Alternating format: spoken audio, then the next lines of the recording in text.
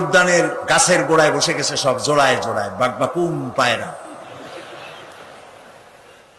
বিশ্ব ভালোবাসা। এক মন্ত্রী ঢাকা বিশ্ববিদ্যালয়ের টিএসসি মিলনায়তনে বক্তৃতা করলেন। বিশ্ব ভালোবাসা দিবসে আজ আমি ঘোষণা করতে চাই, বিল ক্লিন্টন মনিকা প্রেম অমর হোক। মন্ত্রী বললেন। আমি পার্লামেন্টে ধরলাম তাকে, বললাম, মাননীয় স্পিকার, বিল ক্লিন্টন তার মেয়ের বয়সী মনিকার সাথে যে কাজটা করেছে সে কাজের জন্য বিল ক্লিন্টন নিজেই অনুতপ্ত। টিভি এবং রেডিওর মাধ্যমে গোটা জাতির কাছে ক্ষমা চেয়েছে। আর হিলারির পাও রাতের বেলায় কতবার ধরেছে হিলারি আর তিনিই জানেন।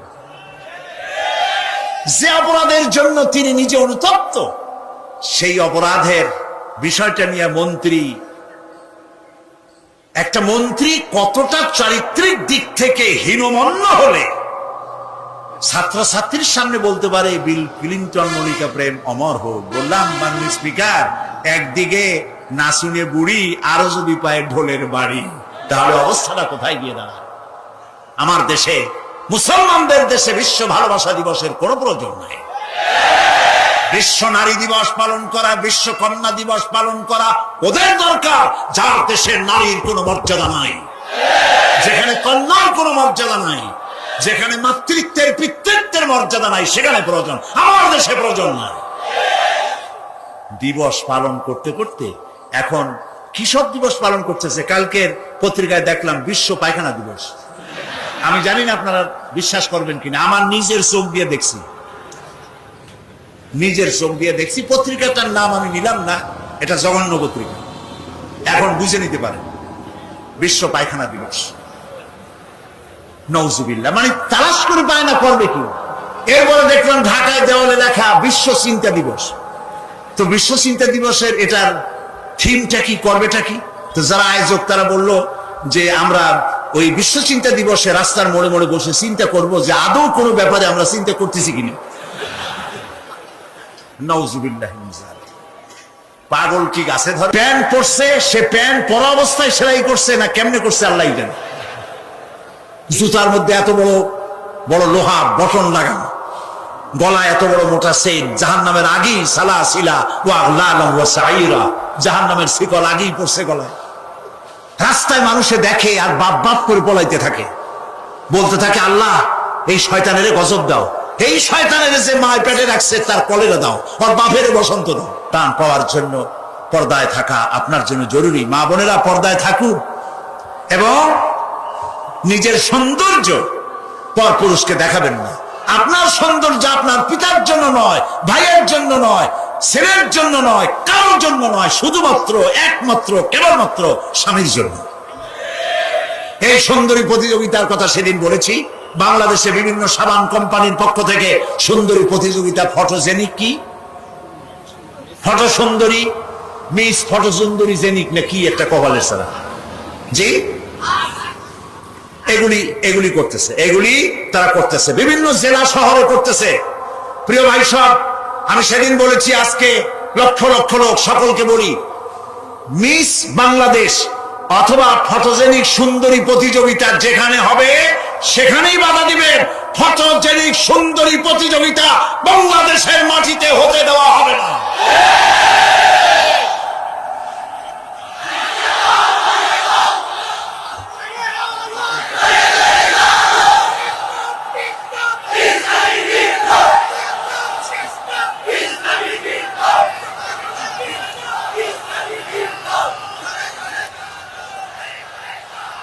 তারা একটু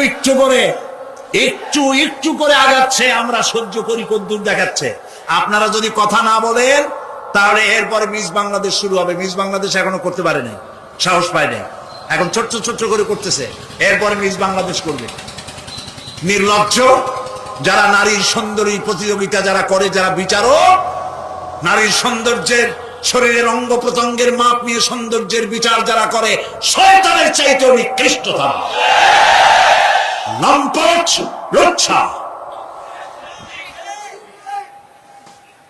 আমাদের দেশকে কোন অবস্থাতেই আমরা অশ্লীলতার পথে ধাবিত হতে দিতে পারি না। আমি সেদিনও বলেছি এইডস রোগ তাড়াতে গিয়ে যুবকদেরকে জেনার দিকে আকৃষ্ট করা হচ্ছে। একটা সাইনবোর্ড লাগাইছে, যৌন রোগে টেনশন নাই, কি জানি লইলে, হ্যাঁ নাউজুবিল্লাহ বলেন। এটা কেমন কথা? আপনি লিখবেন এইডস রোগ হচ্ছে মরণ ব্যাধি, ধর্মীয় অনুশাসন মানলে পরে এইডস রোগ থেকে বাঁচা যায়, এটা দেখুন। যে লিখেছেন, যে ব্যক্তি লিখেছে এই স্লোগান যার মাথায় আসছে, সে নিশ্চয়ই চরিত্রবান না লম্পট। লিখেছে এই যৌন রোগে, বলেন না কি মুখস্থ, যৌন রোগে রেহাই নাই, কন্ডম লইলে টেনশন নাই, তার মানে কন্ডম নিয়ে জেনা করো। নাউজুবিল্লাহ বলে। আমি সব জায়গায় বলে এসেছি, চট্টগ্রামের পুলিশ কমিশনার, চট্টগ্রামের ডিসি, আপনারা এই সাইনবোর্ড ভাঙেন। আপনারা যদি এই সাইনবোর্ড না ভাঙেন, আমি জনগণকে বলবো, জনগণ এই এইডসের সাইনবোর্ডকে ভেঙে গুড়িয়ে দাও।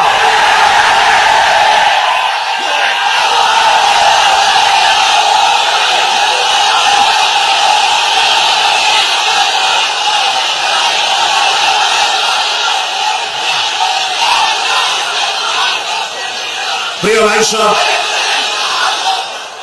আমরা কখনো আইন হাতে নিতে চাই না, কিন্তু আমার জাতি চরিত্র ধ্বংস হলে আমরা বসে থাকবো না। আমরা কথা বলবো, আমরা আমাদের বিবেককে কারো কাছে বিক্রি করি নাই। কথা বলবো পার্লামেন্টে, সিংহের মতো গর্জন করব ময়দানে, জীবন দিয়ে দিয়ে আল্লাহর কোরআনকে প্রতিষ্ঠা করবো ইনশাআল্লাহ।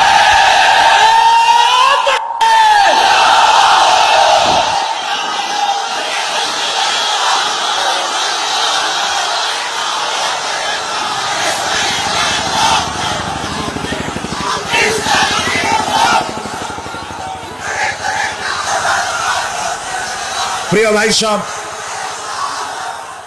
আমরা কখনো আইন হাতে নিতে চাই না, কিন্তু আমার জাতি চরিত্র ধ্বংস হলে আমরা বসে থাকবো না।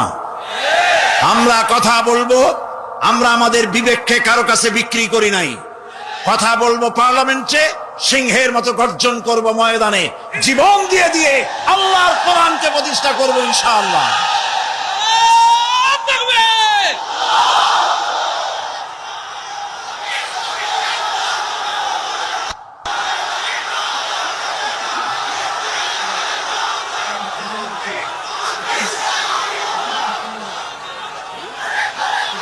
প্রিয় ভাই সব, বসুন। সুতরাং নারীকে পর্দায় থাকতে হবে এবং এই পর্দার আচরণ করতে হবে। মহিলাদের কর্মসংস্থানের বিষয়টাও ইসলাম পরিষ্কার বলে দিয়েছে। মেয়েরা কাজ করতে পারবে, কোনো অসুবিধা নাই, চাকরি করবে, লেখাপড়া করবে। নবী করিম সাল্লাল্লাহু আলাইহি ওয়াসাল্লামের স্ত্রী আমাদের মা হযরত আয়েশা রাদিয়াল্লাহু তাআলা আনহা হাজার হাজার সাহাবীদের উস্তাদ ছিলেন, হাদিস শিখিয়েছেন, ফিকহ শিখিয়েছেন, সুবহানাল্লাহ বলো, কোরআন শিখিয়েছেন, যুদ্ধের ময়দানে প্রধান সেনাপতিত্বের দায়িত্ব পালন করেছেন পর্দার ভেতরে থেকেই। সুতরাং আমাদের মাতৃজাতি, আমাদের নারী সমাজ লেখাপড়া করতে পারবেন, চাকরি করতে পারবেন, সব পারবেন, তবে একটি কাজ হলে তাদের চাকরিগুলি নিরাপদ হয়। সে কাজ হচ্ছে দেশের সবগুলি, আমি প্রস্তাব করেছিলাম, প্রস্তাবটা এখনো গৃহীত হয়নি, আমি বলেছি মহিলাদের জন্য আলাদা মেডিকেল কলেজ করার জন্য। কারণ মহিলা মেডিকেল কলেজ হলে পরে আমাদের দেশে যত পুরুষ ডাক্তার আছে সেই পরিমাণ মহিলা ডাক্তার নাই। মহিলাদের এমন অনেক রোগ হয় যা স্বামীর কাছে বলতেও তারা লজ্জা করে। ডাক্তার তো ভালো, এই জন্য মহিলা ডাক্তার বেশি প্রয়োজন। আর এজন্য বহু মেধা শক্তি সম্পন্ন মেয়েরা কোএডুকেশন বলে মেডিকেল কলেজগুলিতে ভর্তি হতে চায় না। মহিলা মেডিকেল কলেজ হলে তারা স্বাচ্ছন্দ্য ফিল করে। আমি প্রস্তাব দিয়ে রেখেছি, আপনারা দোয়া করুন যেন সেটা হয়। এখন সমস্ত গার্মেন্টস ফ্যাক্টরি, সমস্ত প্রাইমারি স্কুল এবং হসপিটালের মহিলা হসপিটাল, মহিলা ক্লিনিক ইত্যাদি, এগুলি যদি মহিলাদের দায়িত্বে দিয়ে দেওয়া হয় তাহলে মহিলারা নিরাপদে চাকরি করতে পারেন। বিশেষ করে সমস্ত প্রাইমারি স্কুলগুলি মাস্টার, পুরুষ মাস্টারদেরকে অন্যত্র কাজ দিয়া সমস্ত প্রাইমারি স্কুলগুলি যদি মহিলাদের হাতে ছেড়ে দেওয়া হয়, মহিলা শিক্ষয়িত্রীদের কাছে, তাহলে ছেলেরাও মায়ের মতো আদর পায়া শিখবে, আর মায়েরাও নিরাপদে সতীত্ব সম্ভ্রম বজায় রেখে তারা চাকরি করতে পারবে। এরকম একটি চিন্তা চলছে, আপনারা দোয়া করেন যেন আল্লাহ তাআলা এই ব্যবস্থা করে দেন। প্রিয় ভাই সব, আরেকটি কথা, এখানে একটি মসজিদ আছে কোথাও, কাদিয়ানীদের একটা মসজিদ। কোন জায়গায় নাম বলেন? আহমদিয়া চকবাজার। এইখানে একটা মসজিদ আছে কাদিয়ানীদের, বাইতুল বাসের মসজিদটার নাম। মুসলমানেরা জানে না বলে সেখানে নামাজ পড়তে যায়। মনে রাখবেন, কাদিয়ানীরা যে মসজিদ বানায় ওইটা মসজিদ না, এটা উপাসনালয়। কাদিয়ানীদের মসজিদে মুসলমানদের নামাজ হবে না, হবে না, হবে না।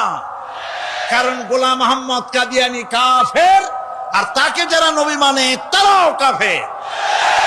তাদের সাথে মুসলমানদের না না না, থামেন, এই যে বসেন। আমি কিন্তু এই গরম স্লোগান পছন্দ করি না। কি জ্বালায় পোড়াই দেবেন আপনি? জ্বালানো পোড়ানোর মধ্যে আমরা নাই, আমরা আছি হক কথা বলি। তাদের অধিকার আছে দেশে থাকার, যেমন হিন্দু, খ্রিস্টান, বৌদ্ধ সকল জাতি যেমন এখানে সাম্প্রদায়িক সম্প্রীতি নিয়ে আছে, কাদিয়ানীরাও সেভাবে থাকবে। তবে তারা থাকবে অমুসলিম হিসাবে, মুসলমান হিসাবে অবশ্যই নয়। তাদের উপাসনার গায়ে কেউ হাত দেবে না, মনে থাকবে এই কথা। আমাদেরকে কোরআনে নিষেধ করা হয়েছে কারো মন্দির ভাঙবে না, কারো গুরুদুয়ারা, কারো গির্জা, কারো চার্চ, কারো প্যাগোডায় হাত দিবে না, ভাঙবে না, এবং কারো দেবতাকে গালি দিবে না, আমার আল্লাহ বলেছেন। মনে থাকবে এই কথা। সুতরাং তাদের উপাসনালয় হাত দেওয়া যাবে না, যেমনি বানাইছে তেমনি থাকুক, তারা নামাজ পড়বে। আমি আমার জনগণকে সতর্ক করছি, ওদের মসজিদ নয়, উপাসনালয়। ওটাকে মসজিদ বলা জায়েজ নাই, এটা উপাসনালয়। কোন মুসলমানের নামাজ এখানে হবে না, মনে থাকবে। মাথা গরম করবেন না কখনো, ইসলাম এই মাথা গরমে পছন্দ করে না। আস্তে আস্তে কোন জায়গায় নিজেরা বসে বসে বোমা বানাইয়া তারপর আন্দাজে যাই এক এক জায়গায় হামলা করবেন, ইসলাম এটা মানে না, ইসলাম এটা বলে না। আপনি মাথা ঠান্ডা করবেন এবং আইন শৃঙ্খলা মেনে কাজ করবেন। নিজের ইচ্ছা মতো গোপন হামলা করা, গোপনে অস্ত্র তৈরি করা ইসলামের কোনো অনুমোদন নাই।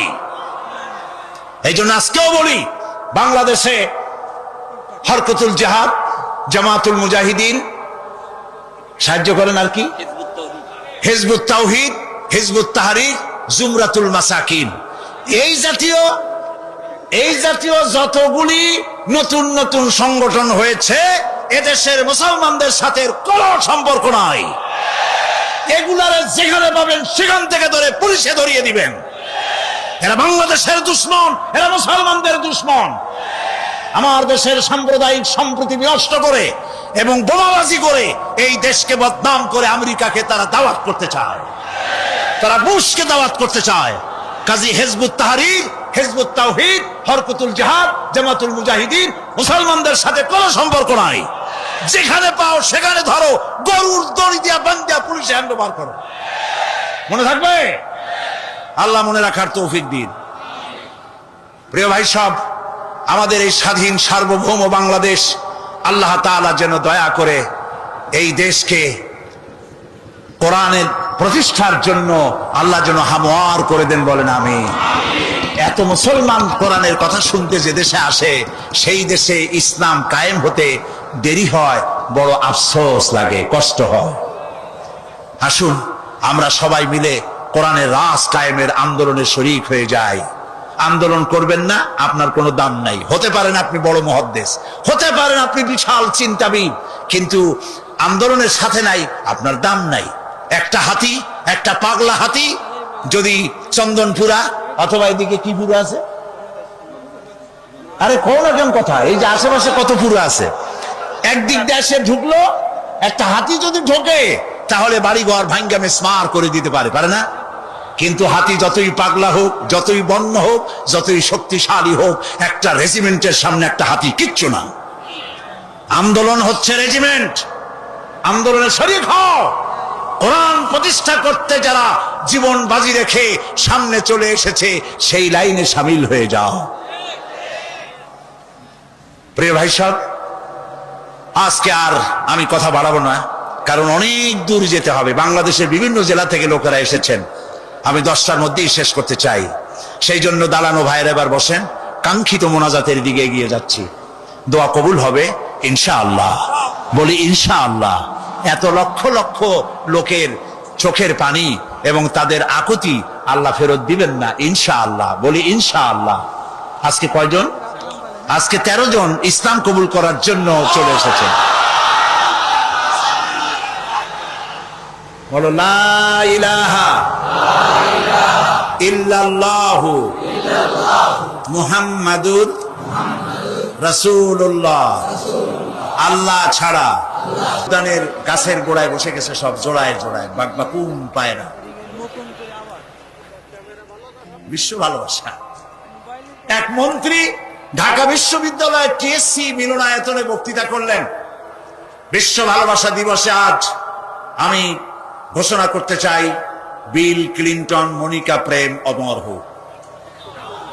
মন্ত্রী বললেন, আমি পার্লামেন্টে ধরলাম তাকে, বললাম মাননীয় স্পিকার, বিল ক্লিনটন তার মেয়ের বয়সী মনিকার সাথে যে কাজটা করেছে সে কাজের জন্য বিল ক্লিনটন নিজেই অনুতপ্ত। টিভি এবং রেডিওর মাধ্যমে গোটা জাতির কাছে ক্ষমা চেয়েছে। আর হিলারির পাও রাতের বেলায় কতবার ধরেছে হিলারি আর তিনিই জানেন। যে অপরাধের জন্য তিনি নিজে অনুতপ্ত, সেই অপরাধের বিষয়টা নিয়ে একটা মন্ত্রী কতটা চারিত্রিক দিক থেকে হীনমন্য হলে ছাত্রছাত্রীর সামনে বলতে পারে বিল ক্লিনটন মনিকা প্রেম অমর হোক। বললাম মাননীয় স্পিকার, একদিকে নাসুনে বুড়ি, আরো যদি পায় ঢোলের বাড়ি, তাহলে অবস্থাটা কোথায় গিয়ে দাঁড়ায়? আমার দেশে, মুসলমানদের দেশে বিশ্ব ভালোবাসা দিবসের কোনো প্রয়োজন নেই। বিশ্ব নারী দিবস পালন করা, বিশ্ব কন্যা দিবস পালন করা ওদের দরকার, যার দেশের নারীর কোনো মর্যাদা নাই, যেখানে কন্যার কোনো মর্যাদা নাই, যেখানে মাতৃত্বের পিতৃত্বের মর্যাদা নাই, সেখানে প্রয়োজন। আমার দেশে প্রয়োজন নাই। দিবস পালন করতে করতে এখন কিসব দিবস পালন করতেছে। কালকের পত্রিকায় দেখলাম বিশ্ব পায়খানা দিবস। আমি জানি না আপনারা বিশ্বাস করবেন কিনা, আমার নিজের চোখ দিয়ে দেখছি, পত্রিকাটার নাম আমি নিলাম না, এটা জঘন্য পত্রিকা, এখন বুঝে নিতে পারে। বিশ্ব পায়খানা দিবস, নওজুবিল্লাহ, মানে তালাশ করে পায় না, করবে কি? এরপরে দেখলাম ঢাকায় দেওয়ালে লেখা বিশ্ব চিন্তা দিবস। তো বিশ্ব চিন্তা দিবসের এটার থিমটা কি, করবেটা কি? তো যারা আয়োজক তারা বলল যে আমরা ওই বিশ্ব চিন্তা দিবসে রাস্তার মোড়ে মোড়ে বসে চিন্তা করব যে আদৌ কোনো ব্যাপারে আমরা চিন্তা করতেছি কিনা। নাউজুবিল্লাহ। পাগল কি গাছে ধরে? প্যান্ট পরছে, সে প্যান্ট পরা অবস্থায় সেলাই করছে না কেমনে করছে আল্লাহ জানে।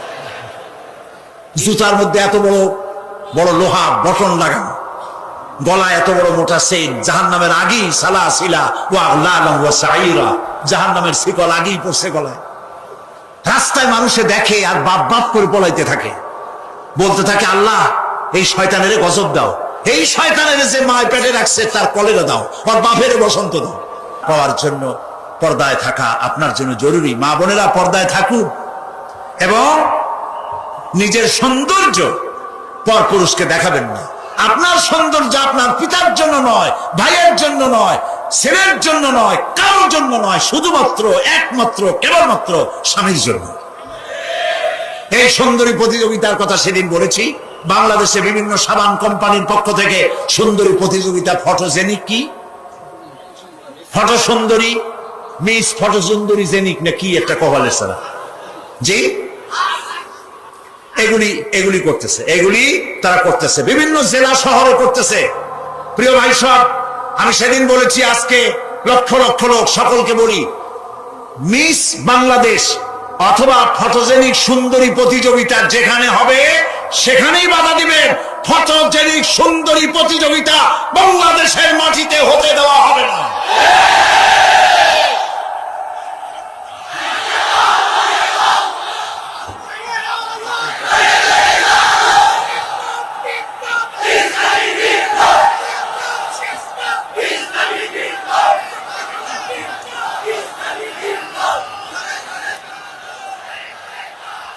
তারা একটু একটু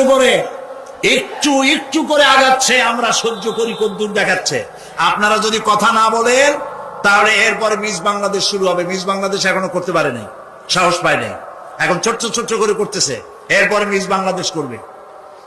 নির্লজ্জ যারা নারীর সৌন্দর্য প্রতিযোগিতা যারা করে, যারা বিচারক, নারীর সৌন্দর্যের শরীরের অঙ্গ প্রত্যঙ্গের মাপ নিয়ে সৌন্দর্যের বিচার যারা করে, শয়তানের চাইতেও নিকৃষ্টতা, লম্পট, লজ্জা। আমাদের দেশকে কোন অবস্থাতেই আমরা অশ্লীলতার পথে ধাবিত হতে দিতে পারি না। আমি সেদিনও বলেছি, এই রোগ তাড়াতে গিয়ে যুবকদেরকে জেনার দিকে আকৃষ্ট করা হচ্ছে। একটা সাইনবোর্ড লাগাইছে, যৌন রোগে টেনশন নাই, কি জানি লইলে, হ্যাঁ, নাউজুবিল্লাহ বলেন। এটা কেমন কথা? আপনি লিখবেন এইডস রোগ হচ্ছে মরণ ব্যাধি, ধর্মীয় অনুশাসন মানলে পরে এইডস রোগ থেকে বাঁচা যায়, এটা লিখুন। যে লিখেছেন, যে ব্যক্তি লিখেছে এই স্লোগান, যার মাথায় আসছে সে নিশ্চয়ই চরিত্রবান না লম্পট। লিখেছে এই যৌন রোগে, বলেন না কি মুখস্থ,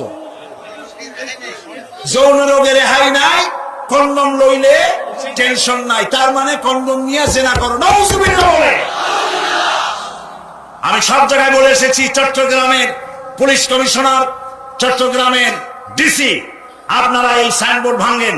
আপনারা যদি এই সাইনবোর্ড না ভাঙেন, আমি জনগণকে বলবো, জনগণ এই এডসের সাইনবোর্ডকে ভেঙে গুড়িয়ে দাও।